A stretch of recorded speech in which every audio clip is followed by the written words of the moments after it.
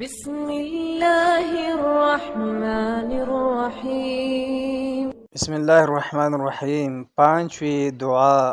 اگر بچے کی میت ہو تو پہلی دعا کیجئے جس میں صغیرنا کا لفظ بھی آیا ہے، اور اگر یہ دعا بھی کر لے تو صحیح ہے۔ اللہم اجعلہ لنا سلفا و فرتا و اجرا۔ اے اللہ اسے ہمارا پیشرو اور ذریعہ اجر و ثواب بنا دے۔ چوتھی تکبیر اور سلام۔ اب چوتھی تکبیر کہے اور دونوں طرف سلام پھیر لیں۔ اگر کبھی کبھی صرف ایک سلام پر اکتفا کیا جائے، جیسا کہ ان عرب ممالک میں مروج ہے، تو بھی جائز ہے۔ کبھی کبھار چوتھی تکبیر کہنے اور سلام پھیرنے کے درمیان بھی دعا کی جا سکتی ہے۔ جنازے کے لیے کبھی 5 تکبیریں کہنا بھی ثابت ہے۔ بعض آثار سے پتہ چلتا ہے کہ میت صاحب شرف و فضیلت ہو تو اس پر 4 سے زیادہ 5 اور 6 تکبیریں بھی کہی جا سکتی ہیں۔ میت کو قبر میں رکھتے وقت دعا۔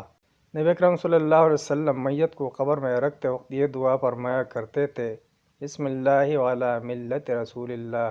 اللہ کے نام سے اور نبی اکرم صلی اللہ علیہ وسلم کے طریقہ کے مطابق اس میت کو قبر میں دفن کرتے ہیں۔ تدفین کے بعد دعا۔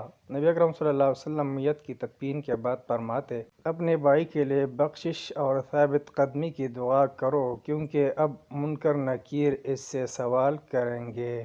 قبر پر مٹی کی پہلی، دوسری اور تیسری لپ ڈالتے وقت جو کلمات منہا خلقناکم کہے جاتے ہیں، وہ کہنا مسنون عمل نہیں ہے۔ نماز جنازہ کی سلام پھیرنے کے بعد اور قبرستان سے باہر نکل کر 40 قدم پر جو دعا کی جاتی ہے، یہ بھی نبی اکرم صلی اللہ علیہ وسلم اور صحابہ رضی اللہ عنہم سے ثابت نہیں، اور زیارت قبور کی دعا اصل کتاب میں نمبر 127 کے تحت گزر چکی ہے۔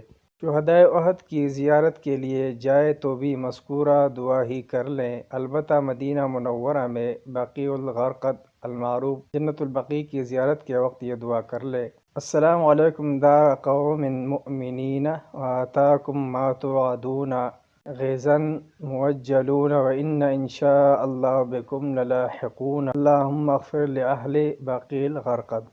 اے مومن لوگو، تم پر سلامتی ہو اور تمہیں وہ مل گیا جس کا تم سے وعدہ تھا، اور ہم بھی جب اللہ نے چاہا آپ سے آ ملیں گے۔ اے اللہ بقیع الغرقد کے آسودگان کی مغفرت فرما۔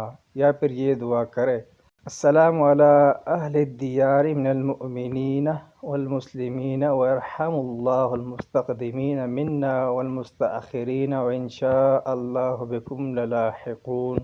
اس شہر خاموشہ کے مومن و مسلمان باسیوں پر سلامتی ہو۔ اللہ تعالی ہم میں سے پہلے چلے جانے والے اور پیچھے رہ جانے والوں پر رحم فرمائے، اور انشاءاللہ ہم بھی آپ سے ضرور آ ملیں گے۔